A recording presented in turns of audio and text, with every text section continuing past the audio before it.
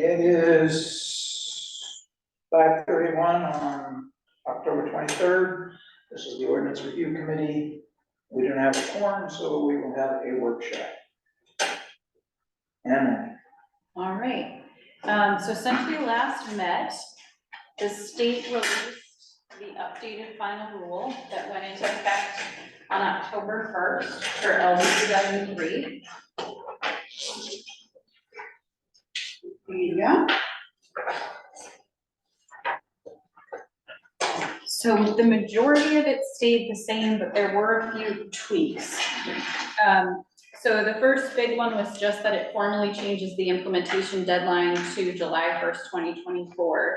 And then the other kind of bigger pieces to note are that it now clarifies that illegal ADUs built prior to LD 2003 implementation need to be legalized by towns. So that's one of the things that they kind of require.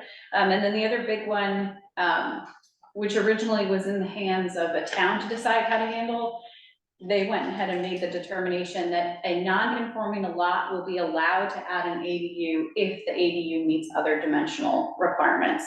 So if it still can comply with setbacks and lot coverage requirements, that it would not be considered increasing the degree of non-conformity, that you should be allowed to, town should allow property owners that own non-conforming lots to add an accessory dwelling unit. And then the last one to kind of, or there are two more to kind of note, but we've talked about these before, is that part of the amendment to the final rule clarifies and cleans up a few definitions. The biggest one is just affordable. So previously it said in that density bonus piece where we're talking about affordable developments, so like a larger scale sites, that in order to get the density bonus, you would need to have the majority of the units be affordable. They clarified majority to mean 51% of the units would have to meet the definition of affordable in order to get that density bonus. And then the last one is just that it cleans up how ADU should be, accessory dwelling unit should be viewed in the shoreline zone. So shoreline zoning cannot outright prohibit an accessory dwelling unit. It must be given due consideration. And essentially what that means is that if the property owner has an additional 200 feet of shore frontage, an additional 40,000 square feet in lot area, that they would be allowed to add that ADU. That's what happened before, it had to be doubled, right? It still is, that still is a doubling, Oh. which is different than how it's handled outside the shoreline zone, is which you can't require more land for an accessory dwelling unit. Some towns were reading it as that you just couldn't allow accessory dwelling units within the shoreline zone. So the state has clarified it to say that no, they can be allowed as long as they meet the requirements of shoreline zoning. So those are kind of the big updates. So I've been working those into the draft that I gave you back in April or May. But taking what we talked about the last time and from hearing from the select board, I have started working on changes. So one of them is minor. We've talked about this before, is the addition of a parking schedule. This should all look familiar to you.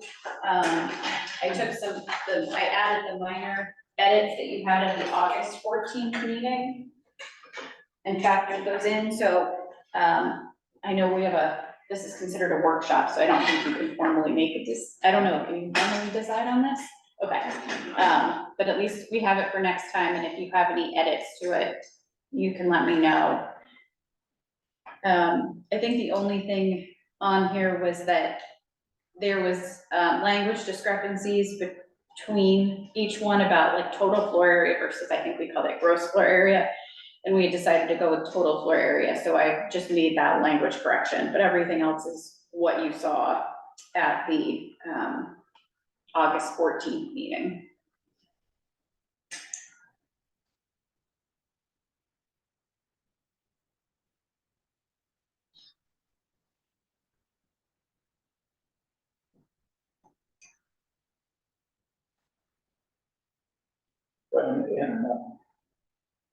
This is good for an accessory dwelling unit doesn't have to have more.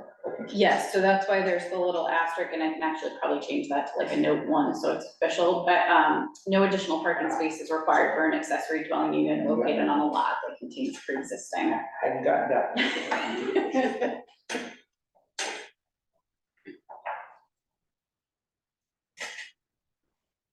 I feel like with LD 2003, there's gonna be a lot of those where it's, here's how you read it, except for accessory dwelling units. So two per dwelling unit would also mean if you had an accessory dwelling unit, two for that also? No, No. so that's what that note at the bottom is, is you I can't didn't require, you can't require more parking for an accessory dwelling unit. So if you have 2 houses on a lot, 2 actual dwelling units, then it would be 4, because it would be 2 per dwelling unit, but you can't require there be more parking spaces for accessory dwelling units. That comes from LD 2003. So if the property has a single family residence on it, they have to have 2 off-street parking. If they build an accessory dwelling unit, they do not need to build another parking space or 2 for that accessory dwelling unit. That's a criticism I've heard a lot. Unfortunately, I didn't write LD 2003. I just have to help implement it.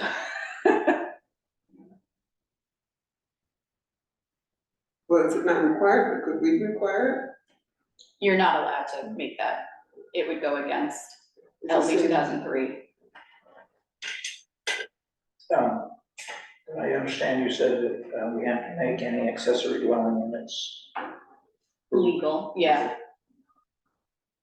Who has to do that? We have got to find them, or they have to come tell us? That's the part is unclear in the final rule. So it was one thing to say, and I don't know if it's just like they're envisioning a wave of the magic wand and I was everyone's, gonna say, I okay. could see a way to fire there, to make a code officer quick, real quick, is go find every accessory. Or dwelling if unit. they're, and I guess my piece is, okay, they're legal per zoning now that they are allowed to be there, but if they were built without any permits, what about like plumbing inspections? And, you know, if you're in a community that has a building code, meeting those requirements, or if they weren't built to zoning setbacks, or if they weren't, you know, they now exceed their lot coverage maximum, for example. So it's another one of those instances where it's on paper sounds really easy to do and just say that they're all grandfathered, but in actuality, I feel like it's gonna be a lot harder to enforce, which actually is one of the questions I forgot to. I think your Wizard of Oz. Right. DECD emailed this morning, so I actually just printed out the email that they were gonna have webinars on the updated final rule throughout November. There's 3 scheduled. So that's actually a question I can bring up to them.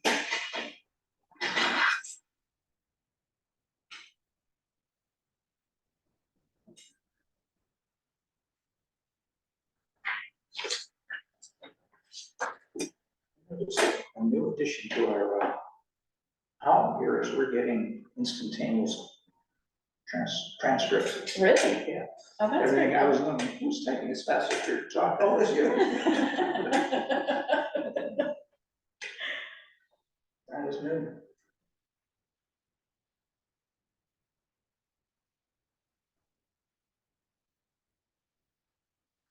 I'm sure there will be a lot more questions as people start getting into this. Yes, so I've started to make language changes. I don't have them for you tonight, like I said, because it goes into the bigger section of LD 2003 edits, where I'm drafting the size maximum for accessory dwelling units that we talked about at the last meeting. So the select board has asked us to look at putting a size cap in the village districts on accessory dwelling units, but not having a maximum cap on other parts of town. So I'm trying to find a way to write that is easy to understand, and clean to calculate. And I've also been doing some research. One of the things we talked about at our last ORC meeting was that maximum being, not just a number, but a percentile. up to a certain size. So I'm looking at a couple of towns. Booth Bay Harbor had that in their draft ordinance that was not approved by voters last year, but the way they wrote it was pretty decent. Bath has something similar. Trying to think the other town that I'm looking at, but it escapes me. So I will have those for you at the next meeting, but I did the kind of third task. So it was parking, the size requirements for ADUs, and then the last was putting together some brief language that says that a short-term rental must obtain a business license into our business license ordinance. So I added just a one sentence to the purpose of provision section under the business license ordinance.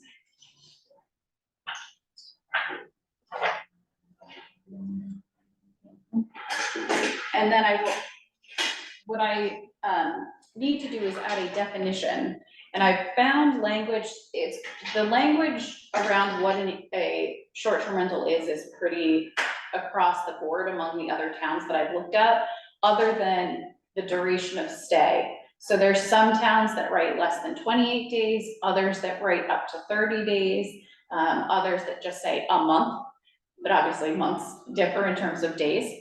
So again, I know this is a workshop, so you can't really give me an answer, but I was wondering, does anyone have a strong preference in terms of what that time frame should be? I think Bill recommended 29 days, because at 30, you can apply for general assistance. Yeah, I'm trying to pick 28, but. Yeah. It's fine. I think, What do most people rent by the month, I mean, rent by the week, and 4 weeks, or 2 weeks, it's like at least 28. Totally side note, but I noticed looking at some reservations in St. Andrews and New Brunswick. Yeah, that, less than 28 days, the tax you paid was much higher than the tax you paid after 28 days. Really?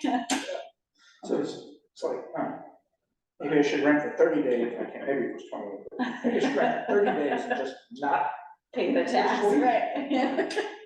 because it was like double-digit number. Wow. Taxation, yeah, it was a lot, and it was a community tax. Really? Not a New Brunswick tax, it was a town tax. Huh. So I think that's how they're dealing with, if we're gonna have short-term rentals, we're gonna finance it. Right, right.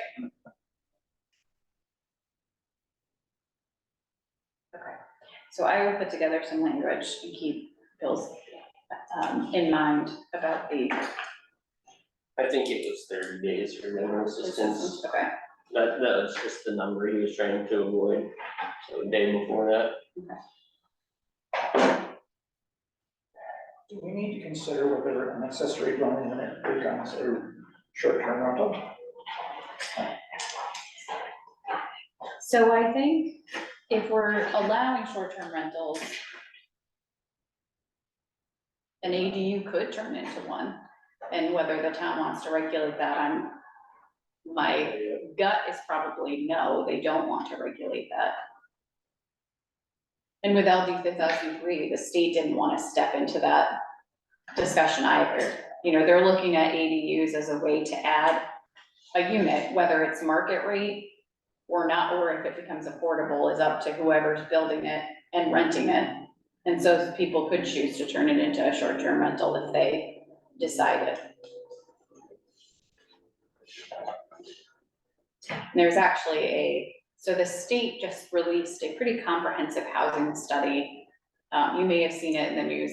It was the beginning of the month they released it, and it was something like the state needs to build, I think in the next decade, like 84,000 units. And when they say units, it's not just affordable, they're talking apartments, market rate, you know, second summer homes. And I went to a talk that the consultants that the state hired used, and someone asked the question about like, well, if we're allowing all these ADUs, they're just gonna turn to short-term rentals, or, you know, housing stock that has traditionally been available year-round is suddenly becoming short-term rentals that's only available in the summer, and so how do we handle that? And the response that was given was essentially, what's being rented is likely not to be an affordable unit anyway. So if we're looking at, you know, coastal communities that have oceanfront property that someone's renting out during the summer, it's probably not a unit that would have been affordable, anyway. And so their thinking was like that short-term rentals aren't that big of a deal in the state. I believe probably our ski areas and our coastal areas in the state would disagree with that May assessment. not be a big deal in Solon, Maine, but. Or downtown Bingham. Yeah. The housing stock must be. pushing 100.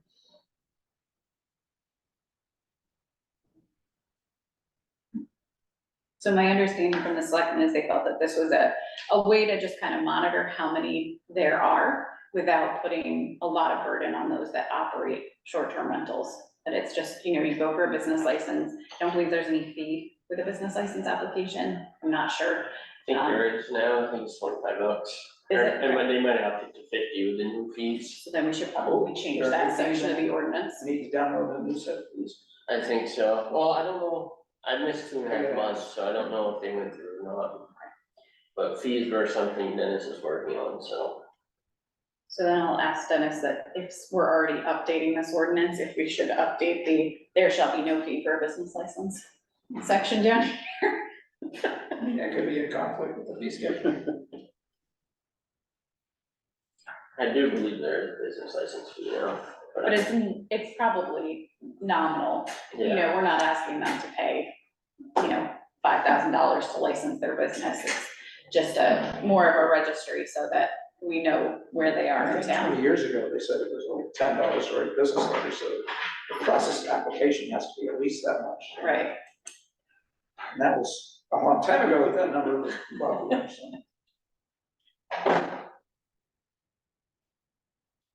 Any idea how many? We could have asked them about fees. How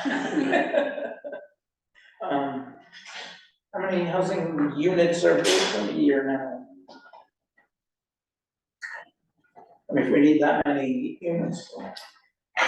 they were saying, so at a state level, they said that we would need to build, we would have to pull about 8,500 permits a year over the next 10 years, which is double what is currently being pulled. So it's totally impossible because there's no way we can hire the people, That was the thing. train people. Right. Or, and then there's the affordability.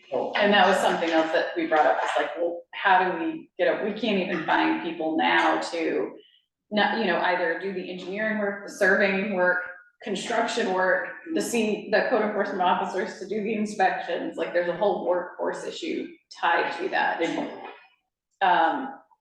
And that's at the state level, and we recognize that pulling 8,500 permits doesn't result in 8,500 units, that some of those never end up getting built, so I think that's why they have a higher number of permits that need to be pulled than, you know, being built every year. And Lincoln County, I'm not gonna quote the number because I don't wanna say it incorrectly, but the housing study that we did looked at how many permits would need to be pulled, and essentially we would have to go back to pre-2008 levels over a decade. I think it was maybe, and again, this is an estimate, but I think it was maybe like 1,500 permits a year were pulled across Lincoln County, or over that decade, span of decade, that decade. And so we would, and then it dropped wildly after 2008. I think the decade since, or like the year since, so 2008 to last year, I think maybe 250 permits were pulled for new Yeah, I remember houses. the years, I remember looking at a house and the guy, I think realtor, where he got in the, he got a developer, where he got into the stage. And he was talking about runs and the drop off at some point, you know, per year, and apartments pulled in a year was absolutely dramatic. And it was the recession. Yeah. That never, it was very slow coming back, but it was like a 10-fold drop. Yeah, it was pretty wild seeing that number. I was, I learned this article, but, I don't know, years ago. People on the Hawaiian Island devastated by fire that, you know, still have places to live in, and like, oh, come on, I bet Emily has a rough idea. As a rough idea, how many homes the builders in Lincoln County can build in a year? Because they're up straight now, so. Right. The last 2 years or so, 3 years of permits ought to give you an idea of what they can build. Mhm. You cannot replace, in that case, 3,000 homes in 90 days. Right, Yeah, if you could do 300. and you're lucky if you could bring in contractors from other areas, because they're already, Yeah, they have There a are- much bigger problem. Bringing people in, right. And bring in, but yeah, I mean, same here, because everybody's busy, so it's not like. Yeah, you might, again, you might be able to look to bring solar in more rural areas and try to go there, but then you have to, oh, wait, they gotta live someplace while you're doing this. yeah.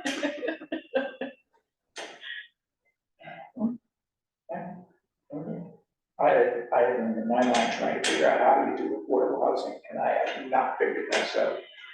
We've seen a lot of, so at the county level, I know we're getting off on a little bit of a tangent, but I think it tells the story of Lincoln County overall, is we've seen, so the county has designated funds for affordable housing development as part of their ARPA, the funds that they got through the ARPA dollars through the federal process.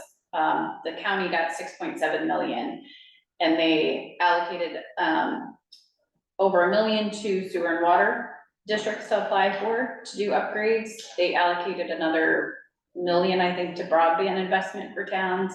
And then they allocated, in June, 1.5 million to help developers, in Lincoln County. So if they have a project that is close to being ready, shovel ready, or they're already, building, they could get, $2,000 per unit from the county through an application process.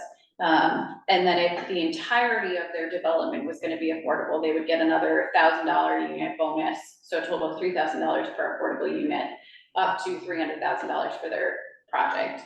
And we have seen applications come in, they've awarded 3, and we just got another application. So there was a project up in Waldoboro, that former 80 grade school, that's gonna add 36 units. There's a project under construction in Booth Bay Harbor, that's 7 single-family homes, all affordable, that they're, building now. And then there's, yeah, and then there's, yeah. And then there's, the project that's proposed in Booth Bay, that when I think all phases of construction are complete, it's gonna be 137, somewhere in there, units. So someone's figuring it out, in terms of, these are people that are, for the most part, that do this in other parts, like, the project at 80 Gray is through Volunteers of America, Northern New England, so they've done these projects in New Hampshire, I think a couple in Vermont, some other, in other parts of Maine. I'm not sure how you make the financing work with the way construction costs are right now and land costs, but. I know facts, but it's based on a profession. Person's wealth is based on land. So apartments do not, they may get people housed, but they don't go anywhere towards increasing that wealth, really. It's due to ownership of a single family residence or whatever. And when I started surveying, I'm pretty clear, was knocking out subdivisions for people's homes. USDA loans, and they were affordable, and you got a 960 square foot home, whatever the lot is. And today, I drive through these once in a while, because, that was 40 years ago now, and I go, you can't even find that there's a house in most cases, it's been so expanded. Yeah. But that got people in, and those people who were subsequent buyers, but that's kind of thing. All right, anything else? That's all I have for you this evening. We have a short workshop, now somebody else has something. I just have a question, when I read like the guidance before, like the little fancy webpage, they were talking about like 4 additional dwelling units, and this kind of clearly lays out it's gonna be just one now.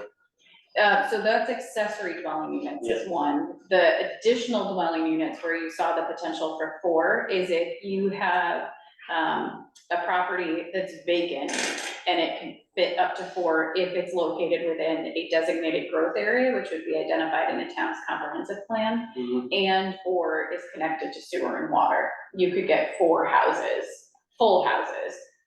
And so part of it is like a language learning curve. Of course, they had to use the same, what turns in the same acronym, you know, accessory dwelling unit, ADU, and affordable or additional dwelling units, ADU.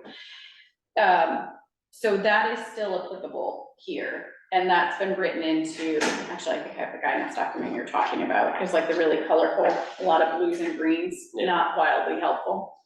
I didn't bring it with me now, but Yeah, it was just essentially. a bunch of graphics that showed like, you could do up to 4 on one wall or something. So if we have 1 acre zoning and somebody is located within the town's growth area and they have 4 acres, their growth area for Wiscasset is essentially this. So they're here, they're on 4 acres, and they're connected to sewer and water. Or they can show that they have adequate septic designed and adequate water supply. So they have a well driller certificate saying they have potable water. They could put 4 houses on that lot. It would still have to go through subdivision review unless we decide to say that it doesn't. My recommendation would be keep it through subdivision review, but they wouldn't actually be dividing the land. It would be a division of uses, which the planning board has always currently done here. So does that not fall under condominium law? Yeah, so if you put the 4 houses on a 4 acre lot, can they go and add an accessory dwelling unit for each of those now? Only if the town decides to allow it. So they can't double dip unless the town says they can double dip. The way I've written it in the draft, back in April that you guys have had, it clearly states that it's an either or situation. So if you use the allowance that allows for the additional dwelling units, you can't then add accessory dwelling for each of those buildings. You only get those 4 dwelling units. Or if you take advantage of the accessory dwelling unit one, because maybe that works on your property better, you can't, then go later and add the additional dwelling unit, if you pick one or the other.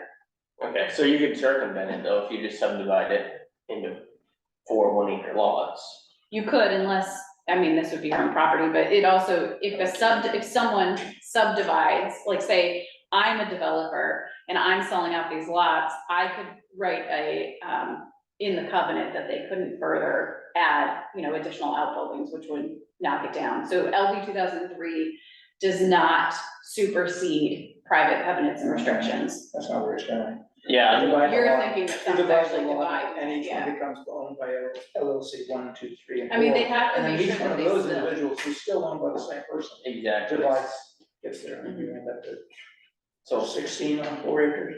no, it would be 8. 8. Because it's 1 additional per, so you have your 1 dwelling unit per each lot, and then you can do the 1 ADU. Yeah. Wow, I don't know, you can do, But the timing would still, well, no, I was gonna say the timing for the period with the subdivision, that if it's within a certain amount of time. But I think what you're saying is they would just add the accessory dwelling unit, not an additional dwelling unit. yeah, so they build a house, and actually, I think it would be 12, that if they, on a 4 acre lot, they would divide it an acre apiece, they build their dwelling unit.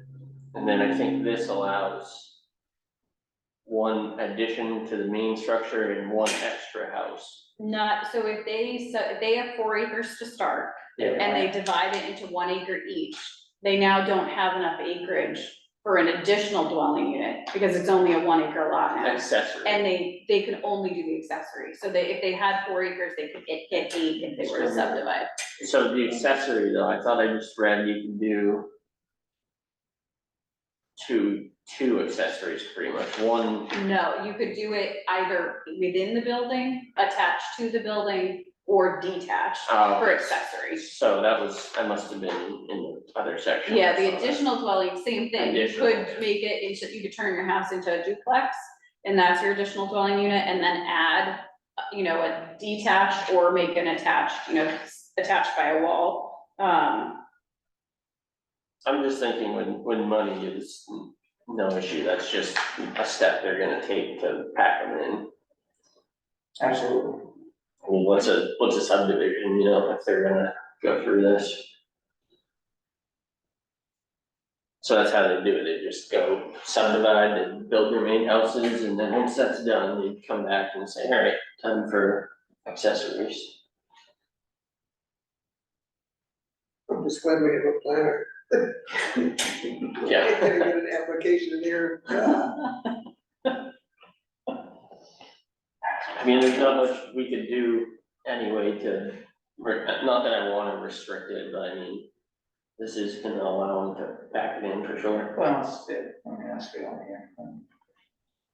you get into looking at all the houses, you know, 7 to 11,000 square feet, so.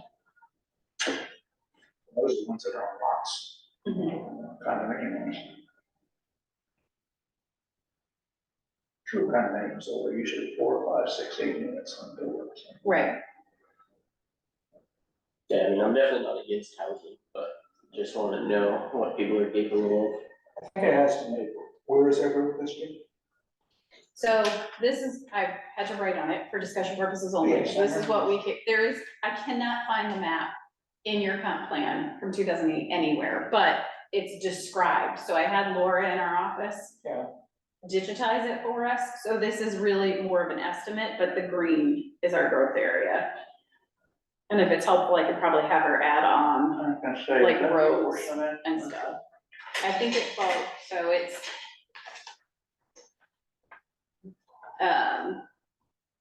Village 1, Village 2, Village Waterfront, Residential, Rural Commercial Industrial, Airport, Commercial Industrial, Planned Development, Route 1 Corridor, Shoreline Business 2, and Marine Overlay. It's essentially everything but rural 1, or rural 1 and 2. I think we've changed our actual zones since this was done in 2008, because I don't think we have rural 1 and 2, do we? No, Anymore. The GIS for I that, don't know that, I don't know if you ever. can you send that to me, just the growth GIS? I can ask Laura, yeah.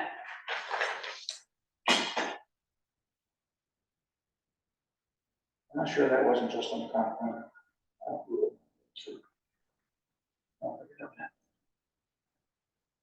You don't think it ever, okay. I think that finally wrapped my head around it all.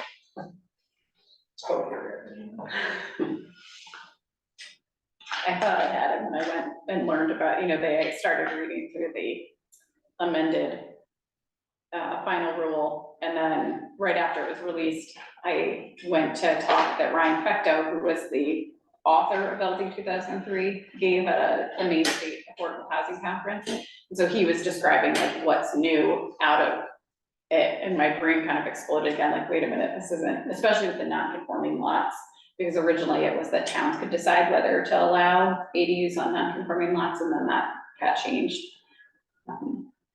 The one bit of humor was, it was the day that the FEMA nationwide alert went off, and it was when he was talking about LD 2003, and he at least had enough like self-deprecating humor to say that after, the blaring stopped, he's like, yeah, that's about how towns reacted to this bill too.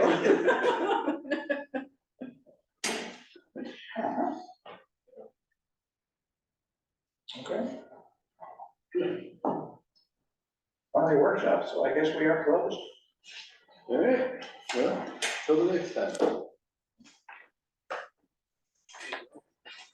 We want to end this.